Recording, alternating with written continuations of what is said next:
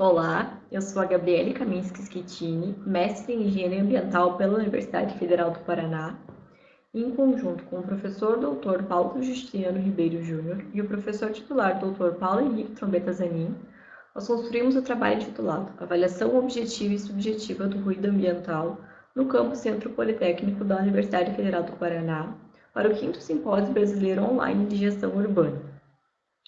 Primeiramente, uma introdução como forma de contextualizar brevemente a temática principal do trabalho. A poluição sonora, além de afetar a qualidade de vida e o bem-estar da população, se configura como um problema de saúde pública.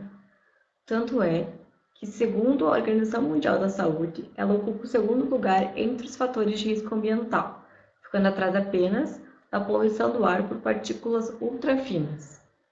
Esse agente de perda de qualidade de vida e ambiental está cada vez mais presente nas atividades de trabalho e de lazer da população. E no contexto dos ambientes educacionais, o ruído afeta a capacidade de aprendizagem, o desempenho e a concentração dos alunos. E dentro do contexto mais específico dos campi universitários, essa problemática ela tem um valor crítico, já que além de todas as questões acadêmicas e educacionais envolvidas, é nesses locais que os profissionais do futuro estão sendo capacitados e treinados. O Campus Centro Politécnico ele tem um papel importante tanto para alunos e professores, quanto para a comunidade no geral, devido às suas fortes atividades de pesquisa, ensino e extensão. O perímetro externo do campus é cercado por 2 vias expressas com intenso tráfego de veículos e, além dessa fonte de ruído externa, ele é marcado por algumas fontes internas de ruído, que são alguns equipamentos de manutenção, as próprias vias internas de circulação e também, esporadicamente, algumas construções ou reformas. Diante disso, se faz muito importante uma avaliação do ruído ambiental e a influência do ruído no desempenho, aprendizagem e trabalho do grande número de frequentadores. Por isso, o objetivo desse trabalho é a caracterização do ruído ambiental no Campus Centro Politécnico da Universidade Federal do Paraná, através de medições e mapeamento sonoro, bem como uma avaliação da percepção das pessoas que frequentam o campus em relação ao ruído. Então, a metodologia, uma breve caracterização da área de estudo. O Campus Centro Politécnico ele contempla 4 setores da universidade, que são ciências biológicas, exatas, da terra e tecnologia. Abriga 68 edificações e conta com uma área maior de 500 mil metros quadrados. E, segundo o Instituto de Pesquisa de Curitiba, que define o mapa de zonamento consolidado de Curitiba, geograficamente, ele é configurado como zona educacional especial. Porém, esse mesmo instituto determina as chamadas zonas de silêncio, que são áreas dentro de um raio de até 200 metros de escolas, hospitais, creches, que são zonas sensíveis ao ruído, são consideradas chamadas zonas de silêncio. E devido às atividades do campus, o melhor enquadramento em relação ao mapeamento seria as chamadas zonas de silêncio. Então, as medições sonoras seguiram a seguinte sequência de trabalho. Primeiramente, foi feito um levantamento do local para melhor compreensão do comportamento do ruído no campus. Após o reconhecimento das fontes de ruído, foram realizadas medições dos níveis de pressão sonora equivalente. Paralelamente com as medições, foram feitas contagens do fluxo de veículos e, da posse desses dados, foram analisados os resultados. Como forma de uma padronização e precisão dos dados, foram respeitadas algumas normas para a realização das medições, dentre elas a norma brasileira 10151 e a ISO 1996. A norma brasileira estipula que seja respeitada uma distância mínima de 2 metros entre o equipamento de medição e superfícies refletoras de som, que podem ser muros ou edificações, por exemplo, e uma altura de 1,2 metros do solo. As condições meteorológicas nas quais foram realizadas as medições foram favoráveis, com a ausência de ventos fortes ou chuva. Essas medições foram realizadas entre agosto e novembro de 2019 e os 20 pontos de medição determinados foram medidos e executados no intervalo de tempo de 15 minutos cada um deles. Um outro pilar desse trabalho, e que se mostra cada vez mais importante dentro dessa área, é o mapeamento acústico, porque ele permite uma melhor visualização do panorama do comportamento do ruído dentro de uma área e ilustra como esse ruído está se comportando. Então, para esse trabalho foi utilizado o software Predictor, que necessita de alimentação de alguns dados. A topografia do local, que determina o relevo através das curvas de nível, ela foi desenhada com o auxílio da base de dados fornecida pelo IPUC e das ortofotocartas, que são fotos já referenciadas que servem como plano de fundo para o desenho posterior que vai ser realizado. As edificações, elas são inseridas manualmente através da observação e de softwares de auxílio como o Google Street View.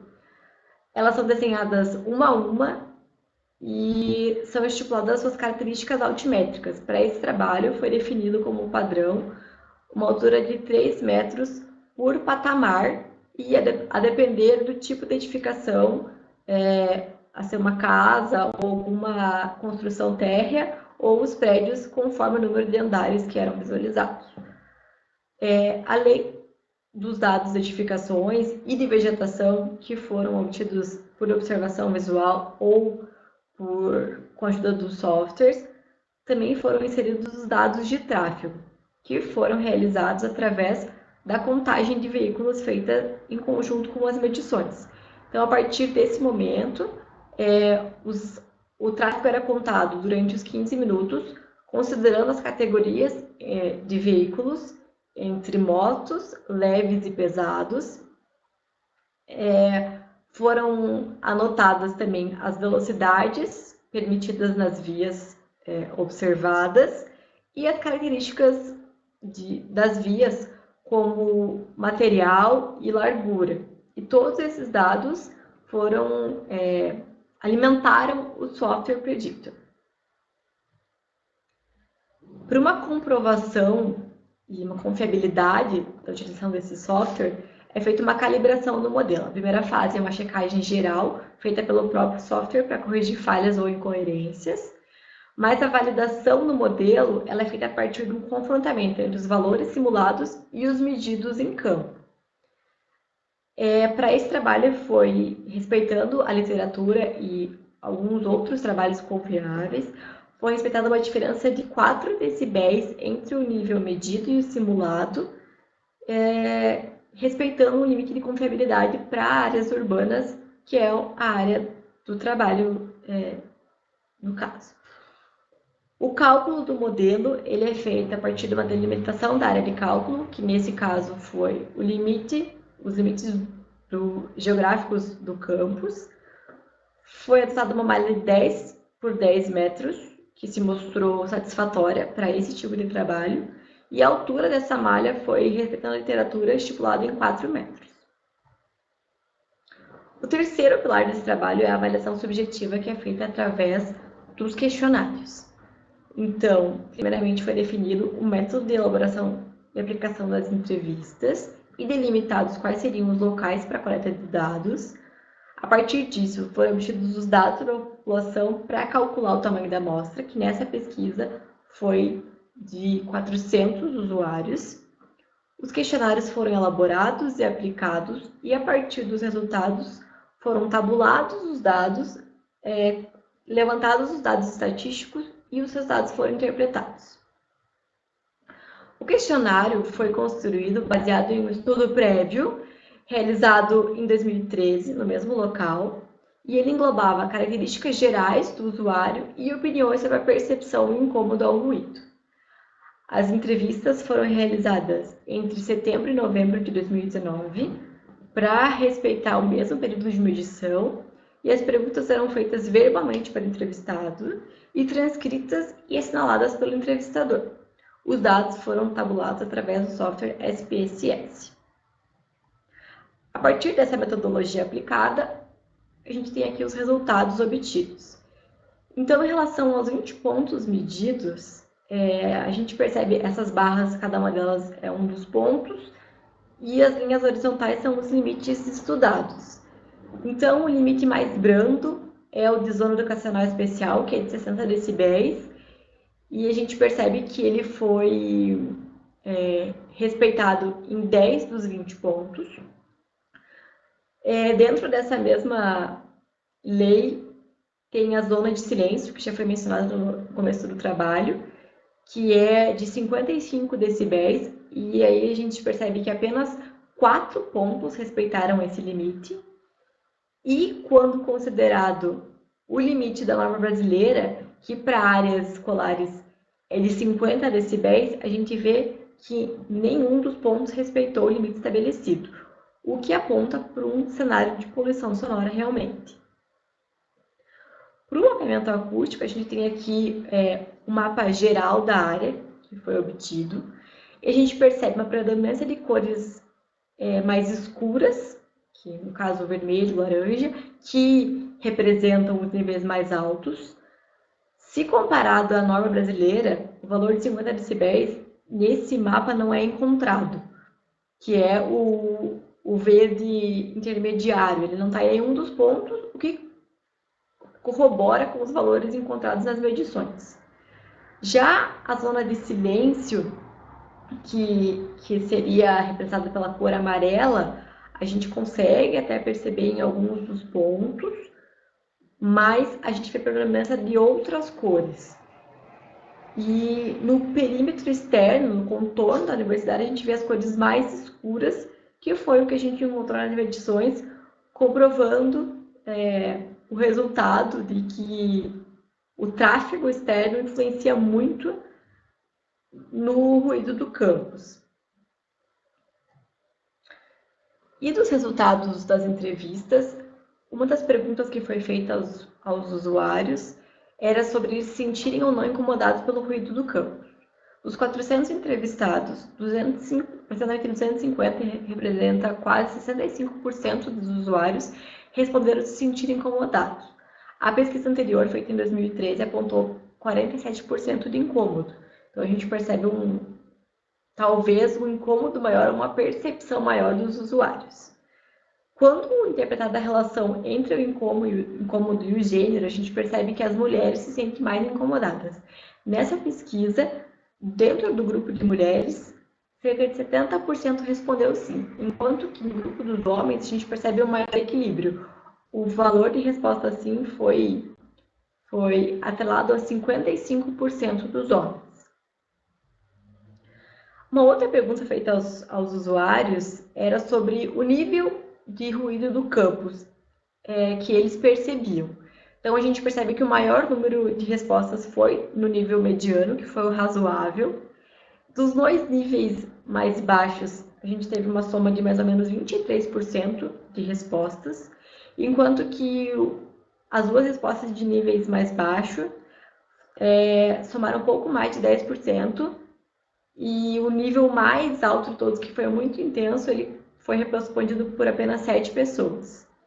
E sobre a relação entre o ruído do campus e o prejuízo da saúde, a gente percebe que 80% das pessoas não acredita que o ruído do campus pode, de alguma forma, prejudicar a saúde. Então, todos esses dados nos apontam para um cenário crítico de poluição sonora, já que, de acordo com as normas e as legislações, o ruído excedeu todos os parâmetros estabelecidos.